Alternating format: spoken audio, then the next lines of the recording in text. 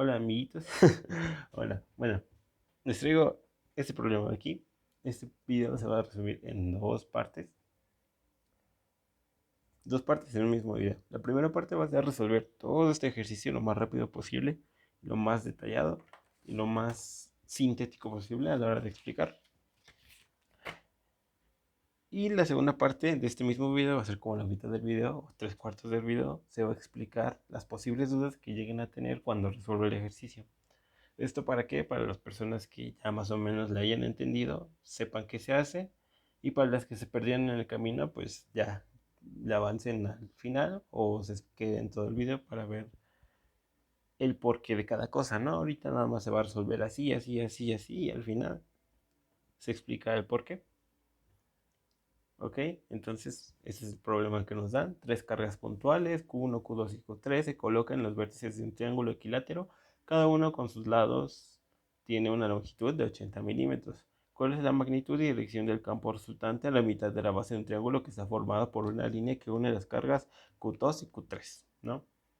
Este es un examen que a mí me llegó a mí más bien, que a mí me tocó en un examen extraordinario de electricidad y magnetismo.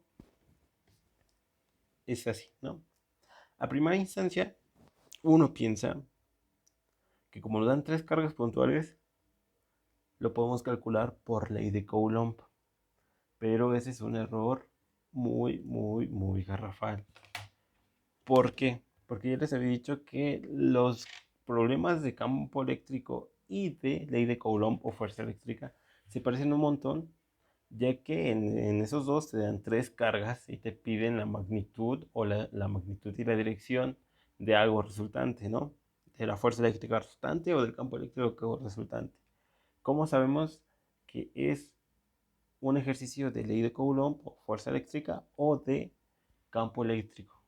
Bueno, si leemos el enunciado, todo bien hasta aquí, ¿no? Tres cargas se colocan, bla, bla, bla, bla, bla. ¿Cuál es la dirección y magnitud del campo resultante? Esa es la palabra clave. ¿Sí se ve el plumón verde? Sí. Esta es la palabra clave. Esta aquí, campo. Campo resultante a la mitad de la base de un triángulo que está formado por una línea que une las cargas Q2 y Q3. Estas dos palabras son las palabras clave. Uno, porque no dice campo. Y ya cuando no dice campo, es campo eléctrico. Y otra que nos dice es que une las cargas Q2 y Q3.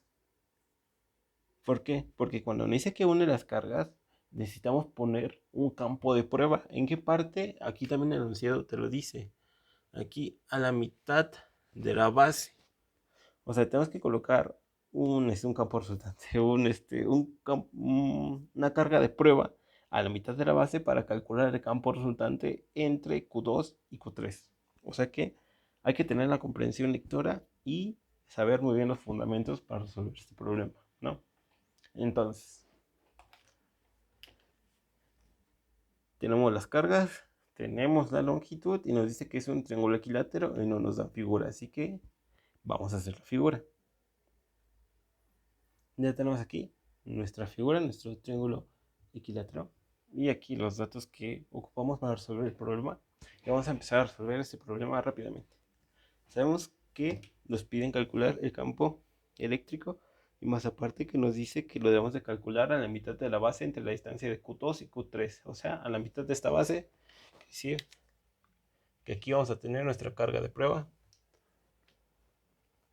Sabemos que la carga 2 es negativa, también la carga 3 es negativa y la carga 1 es positiva.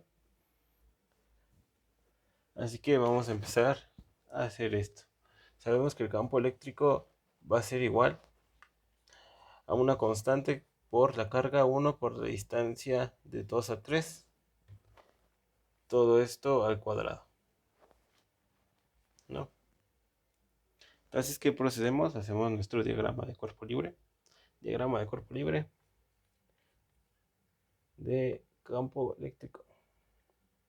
Entonces, aquí tenemos nuestra carga de prueba, nuestro 0,0.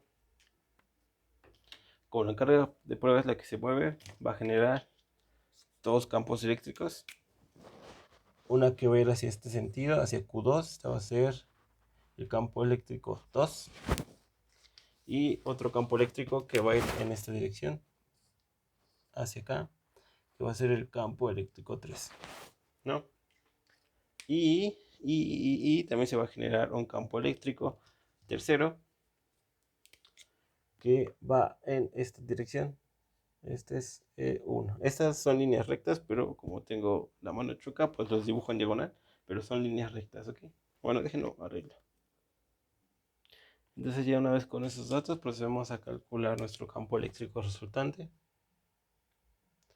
Decimos que el campo eléctrico en x, y es igual a E en x, que esto es igual a el campo eléctrico 2 menos el campo eléctrico 3, y que el campo eléctrico en y va a ser igual a menos el campo eléctrico 1. Entonces vamos a sustituir valores. Por lo tanto, el campo eléctrico en x, y va a ser igual a X, que esto es igual a K, por la carga 1, en este caso es la carga 2, porque es el campo eléctrico 2, o sea, la carga 2, por 4 por 10 a la menos 6, por la distancia de 2 a 3. Sabemos que esta distancia está a la mitad de la base, entonces es de 40 milímetros, o a lo que es lo mismo 40 milímetros a 0.04 metros. Entonces ya tenemos nuestra primera operación. Aquí ponemos el menos abajo, la constante, la carga 3, que es 2 por 10 a la menos 6, igual por 0.04 metros. Todo esto al cuadrado y también esto al cuadrado. Y eso lo metemos a la calculadora y nos da un resultado de... miren, aquí se ve mi calificación del extra. Un 3. Pero ahora ya les echamos en serio. Estaba así. Entonces en X va a ser igual. Esto nos da 2, 2, 5 y 2, 4, 5 ceros. 1, 2, 3, 4, 5. Menos, hacemos la siguiente operación. Menos 1, 1, 2, 5 y nos da 2, 4, 4 ceros. 1, 2, 3, 4. ¿Ok? Entonces, ahora vamos a calcular esto en Y. Y a su vez también vamos a sacar el resultado de este. Entonces se de manera rápida. Esto nos da un resultado de esto. 1, 2, 3, 4 Newton sobre metro. Ah, no. Espérame, ahorita me acuerdo de las conversiones. Ah, no. Ay, se me fue el valor de las conversiones. Si yo poner Newton sobre metro cuadrado, no es Newton. Es Coulomb sobre... Ah, no, perdón, qué menso. Es metro sobre Coulomb. No, Newton metro cuadrado sobre sí. Ah, no, sí es Newton. ¿Ya verán? Hasta los dioses se equivocan. Newton sobre Coulomb. Entonces vamos a calcular eso en Y. Este es igual. Ay, qué vamos. Este no es. Ay, espérame, fallos técnicos. Ahora sí, este es el plumón. A nuestra constante por la carga 1, por la distancia que hay de la carga de prueba, la carga 1. Ahora bien, ocupamos sacar la distancia que hay entre la carga de prueba y la distancia 1, que es esto de aquí. Entonces sacamos la distancia de R de entre la carga de prueba a la carga 1, que esto es igual a la raíz cuadrada de 0.08 al cuadrado menos 0.04 al cuadrado. Y esto nos da un valor de 0.069 metros.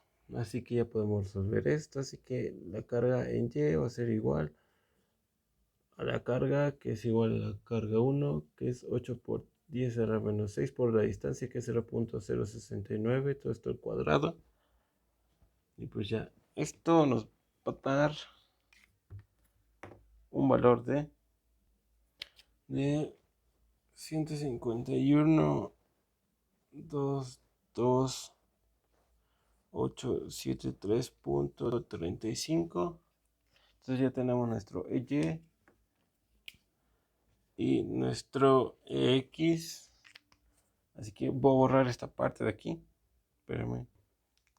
Así que llegamos a una conclusión que E en X, Y va a ser igual a nuestro campo resultante en X, que es 1, 2, 5, 1, 2, 3 y 4 ceros, coma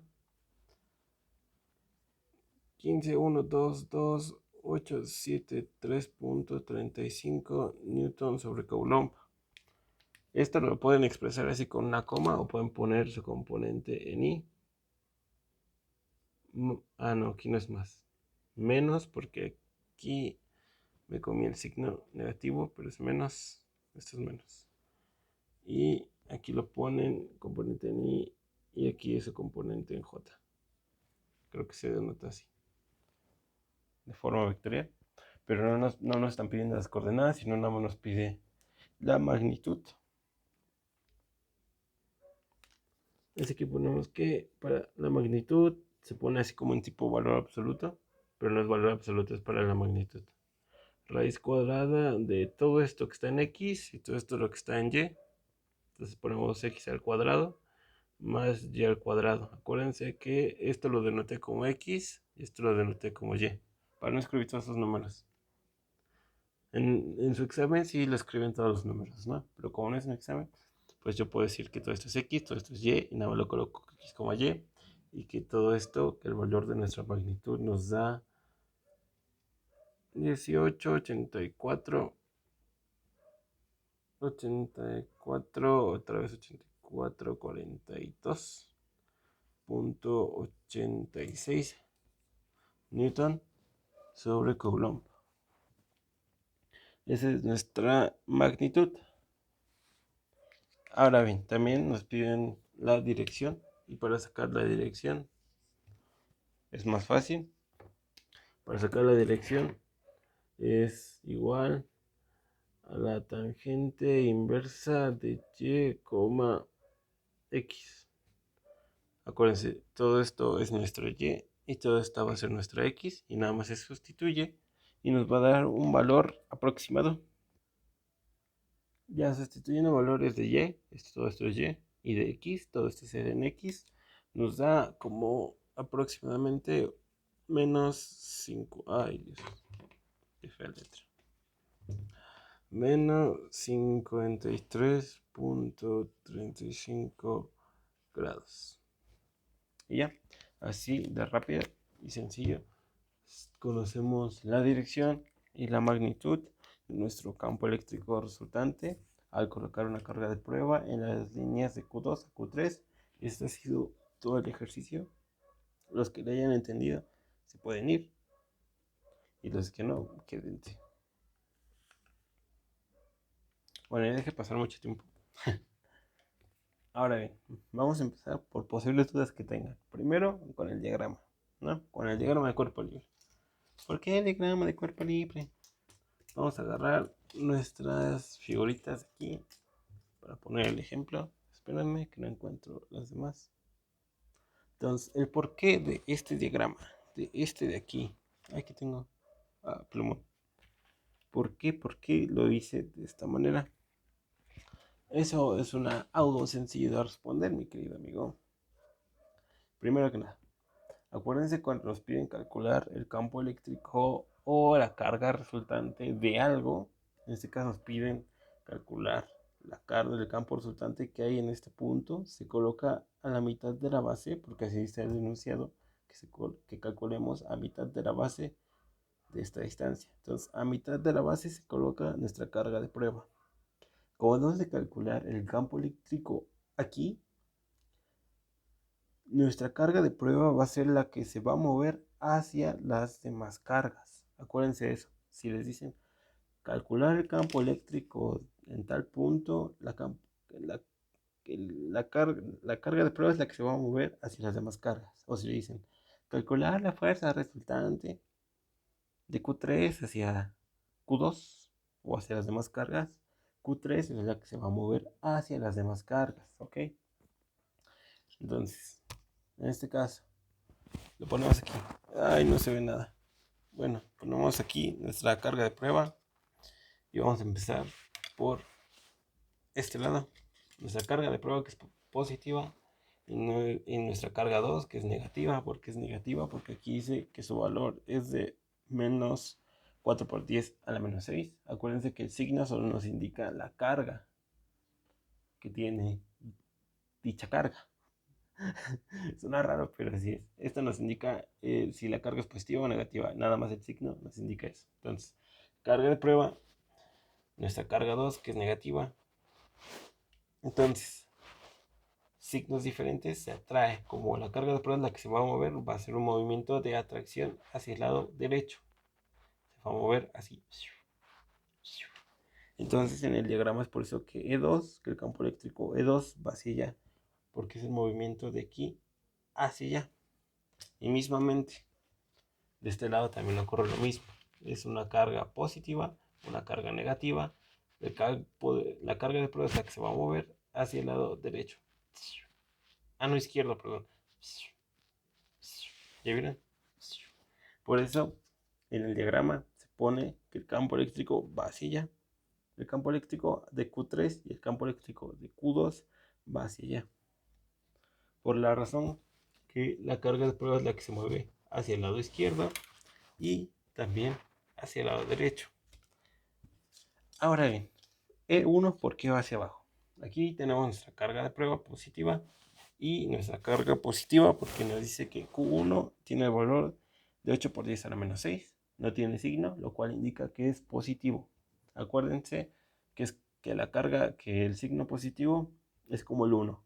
No se ve, pero se siente, pero se ve ahí. Y aquí hay un signo más imaginario que nos indica que es una carga positiva. Entonces, carga positiva generan un fenómeno de repulsión. Entonces, cuando este se va a mover hacia acá, va a generar un fenómeno de repulsión por ser cargas iguales, lo que hace que este fenómeno lo expulse hacia el sentido contrario en el que va. Entonces, la carga de prueba va bien feliz hacia acá, generan un fenómeno de repulsión y se va hacia abajo. Entonces, se va hacia abajo y es por eso que uno va hacia abajo. No. Mismamente aquí ya se contesta una de las siguientes dudas. No encuentro mi plumón morado. Aquí está. Aquí en la colocación de signos. E2 va en el sentido del eje de las X positivo y E3 va en el eje o en el sentido de las X negativas. Por eso aquí se coloca E2 porque es positivo menos E3 que es negativo porque va en el sentido de las X negativas. E1 va en el eje de las Y negativas y es por eso que aquí ya lo denotamos como Y es igual a menos E1 porque va hacia abajo, ¿no? Aquí sustituimos, chance aquí se pierdan aquí porque coloqué K.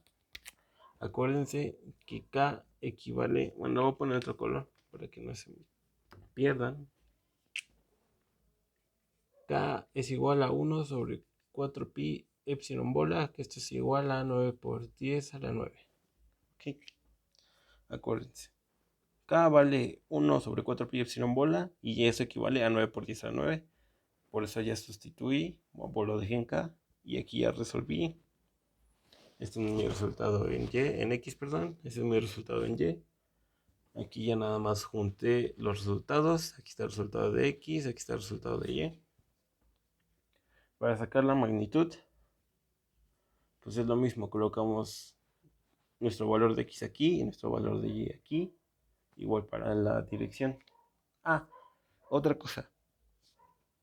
A la hora del cálculo, para X no, es la distancia de la carga de prueba a la carga 2. Aquí puse de 2 a 3 porque regularmente es así.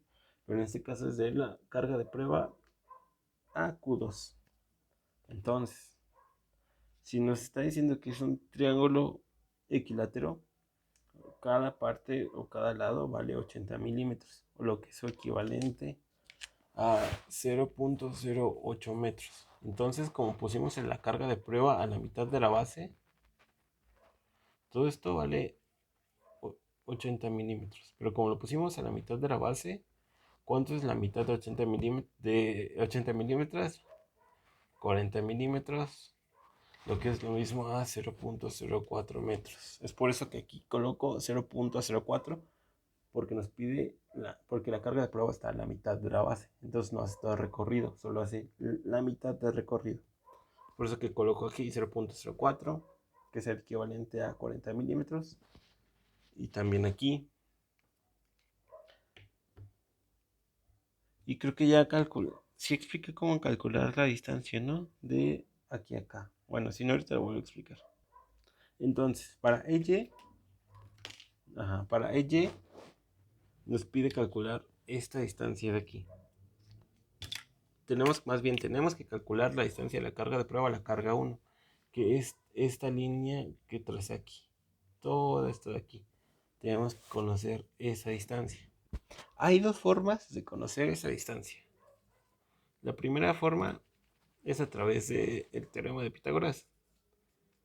Que el teorema de Pitágoras nos dice lo siguiente. Que la hipotenusa va a ser igual a la raíz cuadrada de la suma de los catetos al cuadrado, o también lo podemos ver de esta manera, a cuadrada más b cuadrada. Esto es una hipotenusa, este es un cateto y este es otro cateto opuesto, ya sea que este sea el cateto opuesto o el cateto adyacente, cualquiera de los dos. Entonces, para calcular la distancia de un cateto, va a ser igual a la raíz cuadrada de b cuadrada menos c cuadrada. En este caso, conocemos la distancia de nuestra hipotenusa, que es el valor de C, y de cualquier cateto, que es de 40 milímetros, que es el valor de B. Entonces, para calcular AR, solo tuve que sacar la raíz cuadrada de B cuadrada, que B cuadrada vale 0.08 metros al cuadrado, menos 0.04 metros al cuadrado. Todo eso lo metes en la calculadora y te da, creo que me corté, y te da 0.69, que es el resultado que puse. También lo podemos redondear a 0.7, pero me gusta dejarlo en 0.69. Esa es la forma 1 para conocer la distancia de aquí a acá. Hay otra forma de determinar esa distancia, y esa es la forma de los chicos inteligentes, de los chicos cool. No hay tanto, porque es un poquito más laboriosa. Pero la forma en que conocemos la distancia, los chicos acá que sabemos de trigonometría, es que sabemos que esto es un triángulo equilátero. Así que, como es un triángulo equilátero, cada uno de sus ángulos vale 60 grados. Porque la suma de los ángulos es 180, entonces cada ángulo vale 60 grados. Siempre. En un triángulo equilátero, sus ángulos valen 60 grados. Entonces, ¿cuál es la segunda forma de determinarlo? Con razones trigonométricas. Tangente, seno y coseno. Estos son coseno del ángulo, seno del ángulo y tangente del ángulo. Para sacar seno es es K, H, H. Este es co sobre K. Ok, entonces vamos a analizar lo que tenemos. Tenemos el cateto opuesto.